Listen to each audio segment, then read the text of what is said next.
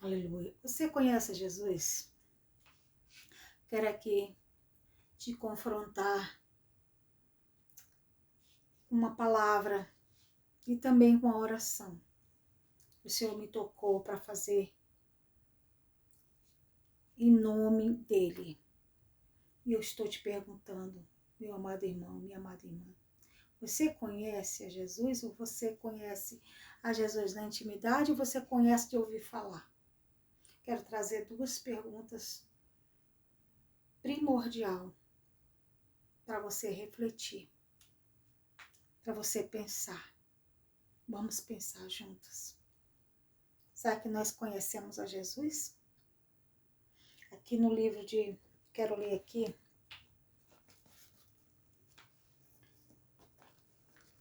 em Atos dos Apóstolos, capítulo 19, versículo 14 e 15, que diz assim: E os que faziam isto eram os 7 filhos de Seva, judeu principal dos sacerdotes. Respondendo, porém, o espírito maligno disse: Conheço a Jesus, bem sei quem é Paulo, mas vós quem sois? E saltando neles, o homem que tinha o espírito maligno e a senhorava-se de todos, pôde mais do que eles, de tal maneira que nus e feridos fugiram daquela casa. Aleluia, Jesus. E a pergunta que não quer calar. Esses demônios, eles não atenderam aqueles homens que eram conhecedores, eram judeus.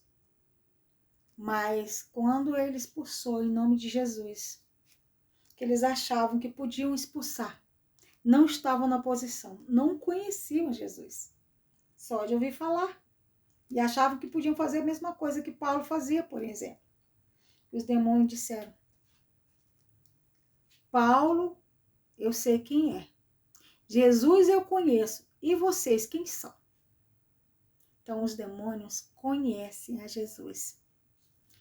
Eles conhecem mais do que a gente. Eles sabem tanto quanto Jesus é o Filho de Deus. Eles creem que estremecem, mas não obedecem, porque são filhos da desobediência. Mas conhecem a Jesus e sabem o poder que ele tem. E nós? Conhecemos? A igreja conhece? Você sabe o poder que você tem na mão como representante de Cristo? Pois é, quero falar e quero orar com você a respeito nessa noite. Amém? Glória a Deus. Então, nós temos que nos atentar. Se nós conhecemos, porque aqui o inimigo, o diabo falou na boca do homem. Paulo, eu sei quem é. Jesus, eu conheço. E vocês, quem são? Então, quero dizer para você. Você, quem é? Paulo era conhecido. O inimigo temia. Mas aqueles homens que não tinham compromisso com Deus, não havia temor. Então, nós temos que ter compromisso com o Senhor, para que nós possamos ser respeitados. Nós temos que representar o nome de Jesus. E não ser de qualquer maneira. Nós temos que estar atentos, apercebidos, para que não venhamos ser envergonhados, como muitos têm sido. Né? Então, a palavra é muito clara aqui. Eu quero também ler um outro versículo mais forte ainda, para conduzir essa palavra. Que está escrito em Mateus, capítulo 9, capítulo 8, versículo 9, capítulo 8, versículo 29, que diz assim: E eis que clamaram, dizendo, eu vou ler o 28 para a gente entender melhor, a cura dos endemoniados gadarenos. E tendo chegado ao outro lado, a província dos Gergesenos, saíram-lhe ao encontro 2 endemoniados vindos dos sepulcros. Tão ferozes eles eram que ninguém podiam passar por aquele caminho. 29 diz assim: E eis que clamaram, dizendo, que temos nós contigo, Jesus, Filho de Deus. Viestes aqui atormentar-nos antes do tempo? Então eles sabem quem é Jesus. Eles disseram, Jesus, Filho de Deus, vieste nos atormentar antes do tempo? Então aqui ele já declarou, enquanto os discípulos andavam com Jesus e não tinha ainda, sabiam, mas era algo vago, as pessoas não tinham percebido, porque Jesus até mesmo não queria proclamar, ele fazia milagres em nome do Pai, mas ele mesmo não queria que se fosse divulgado, porque ainda não tinha chegado a hora que ele precisava acontecer a crucificação para que nós viéssemos a alcançar a salvação, para que fosse pago por um bom preço, para que o preço fosse a entrega de Jesus, porque ele é o Cristo, ele é o Deus encarnado, e ele precisava que acontecesse tudo no tempo que Deus escreveu, no tempo que Deus programou para ele, o Pai. Então, esse demônio, querendo até tumultuar, ele disse, o que temos nós contigo, filho do Deus Altíssimo? Jesus, filho do Deus Altíssimo. Então, o diabo sabe quem é Jesus. Você sabe? Você reconhece Jesus como Todo-Poderoso? Criador dos céus e da terra? A raiz de Davi? O príncipe da paz? Jesus é o Filho do Deus Altíssimo. Aquele que se entregou para que eu e você pudéssemos ter a salvação, sermos alcançados, sermos libertos, justificados pelo seu ato lá na cruz, no Calvário. Por isso é importante que nós tenhamos a compreensão de quem é Jesus, de quem foi Jesus e de quem é Jesus o tempo todo em nossa vida. O inimigo sabe que Jesus estava lá no céu e ele conhecia Jesus. Ele sabe quem é Jesus. E ele sabe o poder que Jesus tem. E ele sabe que Jesus tomou a chave deles, que foi dado todo o poder nos céus e na terra. Ele é todo poderoso. Então, por que tem crente ainda que não conhece Jesus? Não quer Jesus, renega Jesus, abre mão de Jesus, quer os benefícios, mas não quer o próprio beneficiário. E esse não terá. Não terá como os filhos de Seva. Não terá alcance, porque o Senhor disse que ele só reconhece aquele que reconhece ele. Então, nós temos que reconhecer Jesus como Todo-Poderoso, como Filho de Deus Altíssimo, como Deus poderoso, que nos dará condição de vencer, de alcançar o milagre, o poder, a autoridade, a benevolência. Porque Jesus, ele é profeta. Jesus, ele é rei, sumo sacerdote, próprio sacerdote. Jesus, ele alcança 3 patamares. Ele é sacerdote, ele é rei e ele é profeta. Nós temos que reconhecer Jesus como rei, como profeta e como sacerdote. Então nós precisamos conhecer quem é Jesus. A pergunta que não quer calar, você conhece? Busque entendimento, discernimento, para que o inimigo não vos engane, para que os homens não vos enganem, os falsos pastores não vos enganem. Procure saber quem é Jesus. Por que ele insiste que nós temos que aceitá-lo? Por que ele quer fazer aliança conosco? Por que ele insiste em nós sermos povo eleito? Povo eleito. Ele insiste, porque ele sabe que a aliança foi propagada, foi acertada por Deus. Mas todo aquele que nele crê, que reconheça, ele diz que não lança fora. Então é necessário que a gente reconheça Cristo como Salvador, Filho de Deus, do Deus Altíssimo, Todo-Poderoso, Criador dos céus e da terra. Ele é único, poderoso é o seu nome. Então, o inimigo, ele conhece Jesus muito bem, muitíssimo bem. Porque Jesus, ele é tudo o que nós precisamos. Ele é o pão da vida. Ele é a luz que ilumina. Ele é lâmpada para os nossos pés. É luz para o nosso caminho. Ele é soberano. É a água viva. É o pão, é o maná. Ele é Deus soberano. Ele é médico dos médicos, advogado, juiz. Ele é eterno, soberano é o nome dele. Então, irmãos, vamos buscá-lo enquanto se pode achar. E invocá-lo enquanto ele está perto. Eu quero orar com você. Quero pedir, invocar o nome do Senhor. Senhor, em nome de Jesus Cristo, ó Pai. Eu apresento, Senhor, a todos os meus irmãos ouvintes nesta palavra. Que possa ser alcançado. Que possam ser, Senhor, que eles venham descobrir, discernir o chamado. Que eles possam descobrir quem é o Senhor verdadeiramente. O porquê que eles achem as respostas das suas perguntas. Muitos, às vezes, estão procurando por Jesus e não encontram, mas afirmam que estão com Jesus. Aí eu pergunto a algumas pessoas, como é que está a sua vida com Deus? Ah, estou indo para a igreja. Pessoa vazia, sem compromisso com Deus. Não é com a igreja, é com Deus. Seu compromisso é com o Todo-Poderoso. Seu compromisso é com uma mudança na sua vida, com a transformação. O Senhor diz que não ouve a pecador, mas aquele que se arrepende, ele ouve. Aquele que teme a ele, ele ouve. Então, irmãos, vamos temer ao Senhor. Vamos adorá-lo de todo o coração, de todo o entendimento. Buscar enquanto está perto. Porque ele quer de nós adoração. Ele não precisa de mim nem de você. Ele não precisa de nós. Mas nós precisamos dele.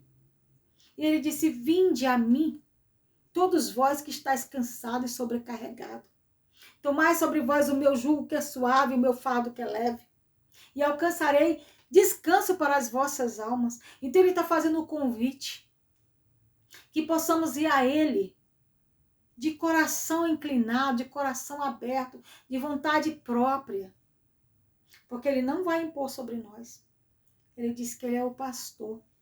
Que em João capítulo 10, versículo 10 diz. Que o diabo veio para matar, roubar e destruir. E Jesus veio para dar vida e vida com abundância. Ele quer dar abundância de vida. Ele quer dar paz àqueles que não estão mais tendo paz. Quantas pessoas no mundo está tendo falta de paz, não tem um coração aquebrantado, já amanhece o dia desesperado, irado, brigando com tudo e todos, consigo mesmo, insatisfeito com a sua própria vida, insatisfeito com o que Deus tem dado, com a aparência, insatisfeito com o que Deus fez, fazendo modificações terríveis, complicando, modificando a essência, a imagem e semelhança de Deus. Casca, querendo mudar a casca, enquanto a essência está um sepulcro caiado. Sabe o que é sepulcro caiado? Se pergunta, pastor, o que é isso?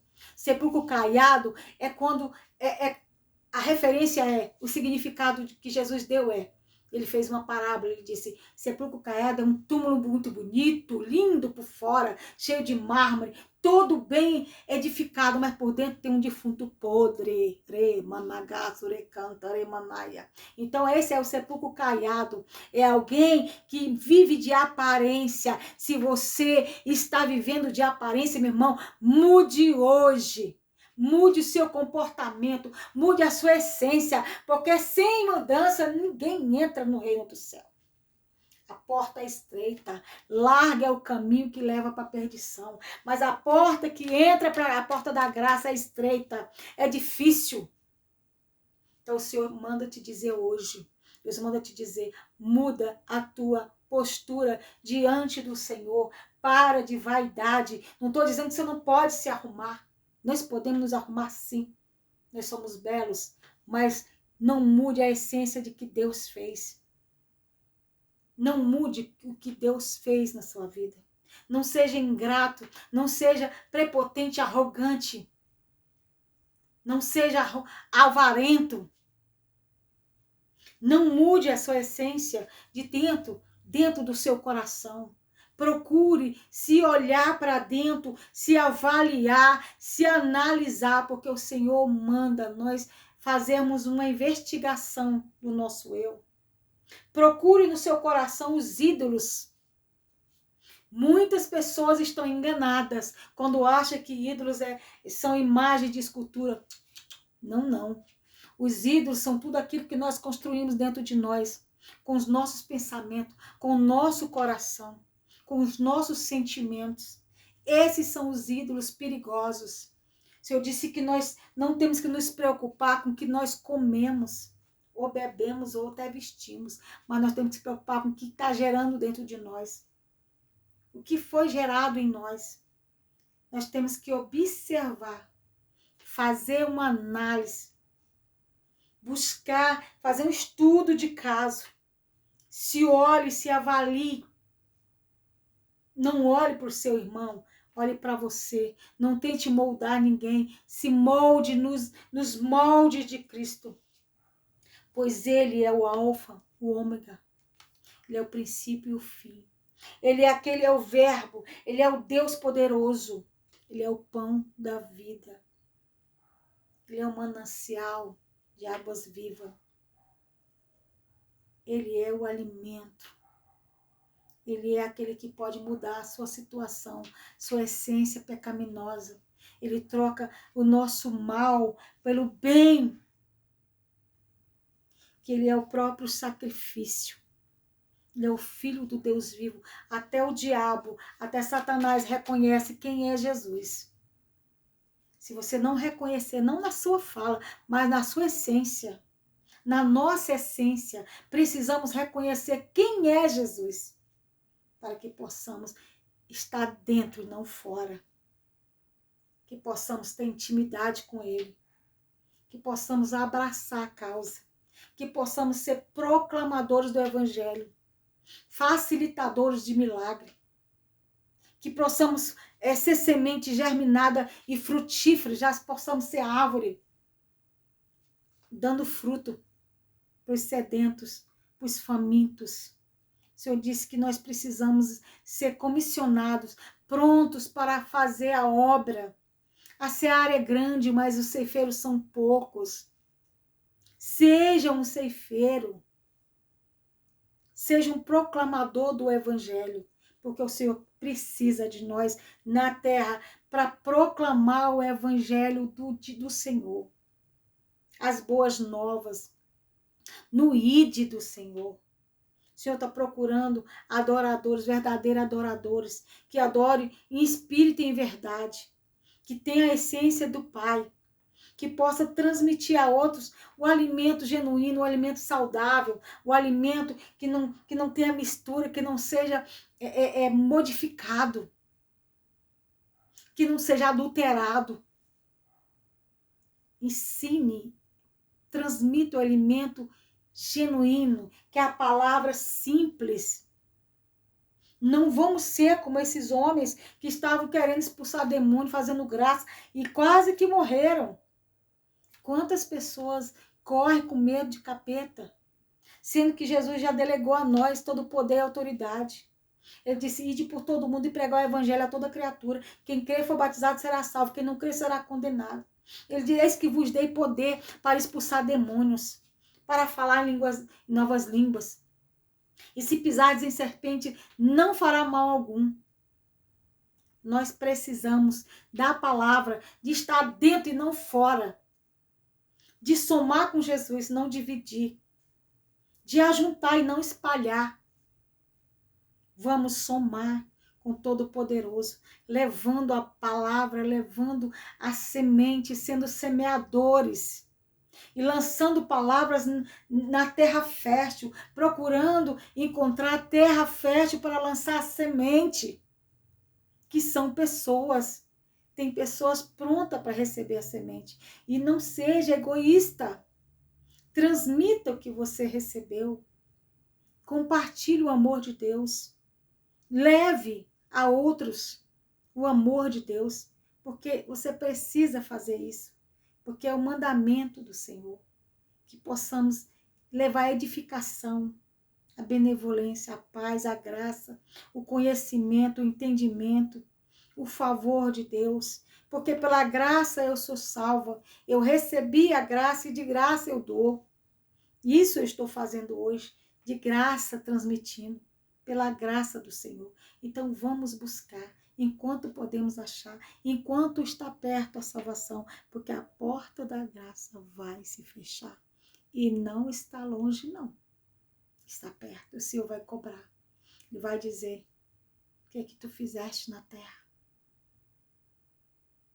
Por que tu não está frutificando figueira? Por que tu continua estéril de calabaço, de cântara, maná, figueira? Por que te plantei no meio da vinheira, no meio da vinhedo, no meio da vinha, e tu é a única figueira no meio da vinha, e eu já vim aqui 3 anos seguida, e você não frutificou. Corta, remancho, aleluias, glória a Deus. Corta, recalabaço, recanto. E o vinhateiro, que é Jesus, e Deus é o dono da vinha, Jesus disse, deixa ficar mais um ano que eu vou limpar novamente as raízes, eu vou tirar os problemas, eu vou ensinar essa figueira a dar fruto. Eu vou conduzi-la a isso. E o dono da vinha disse, mas já não aconteceu isso? Já não fez? O vinhateiro disse, sim, mas dá mais um prazo para essa figueira florescer e dar fruto, e daqui a um ano que o senhor voltar, se ela não tiver dado fruto, a gente corta. Jesus está intercedendo por nós mais um pouco, quando Deus disse, vou ter que cortar essa árvore infrutífera, né? Está só ocupando espaço. E Jesus disse, dá mais um tempinho, que eu vou insistir com o meu amor, que eu vou dizer a essa figueira que ela precisa frutificar, senão ela não pode mais ocupar esse espaço. Cuidado, figueira. Se você for essa figueira, cuide-se, comece a frutificar, para que o dono das videiras, para que o dono da terra, dono da sua vida, não venha lhe dizer, ó, tolo. Se te chamar amanhã, se eu disser para amanhã que tu não mais viverá, o que tu vai fazer? Ele falou com um jovem rico, né? Amanhã pedirei a tua alma. E aí? Está pronto? Jesus virá como ladrão. Não vai avisar. Podemos dormir e não acordar. Então vamos despertar do sono da indolência e vamos começar a frutificar. Vamos começar a proclamar o evangelho a toda criatura. Vamos para perto e para longe, porque os dias já são avançados. Vamos nos antecipar ao que já está muito atrasado. Você comece a fazer aquilo que Deus mandou. Deus manda te dizer, desperta tu que dorme o sono da indolência. Porque Deus está ficando irado. Deus está perdendo a paciência. Vamos nos ajeitar, nos posicionar, despertar, porque é chegado o tempo que o Senhor vai nos perguntar. Mostra-me as tuas mãos. O que tens feito? Né? Vamos fazer. Não queira só receber. Dê. Você nasceu para isso. Para ser mordomo e mordoma do Senhor. Para servir e não para ser servido. De graça recebeste, de graça dai. Então vamos fazer o que Deus mandou? Aquilo que Ele nos condicionou a fazer, vamos fazer. Amém? Vamos fazer.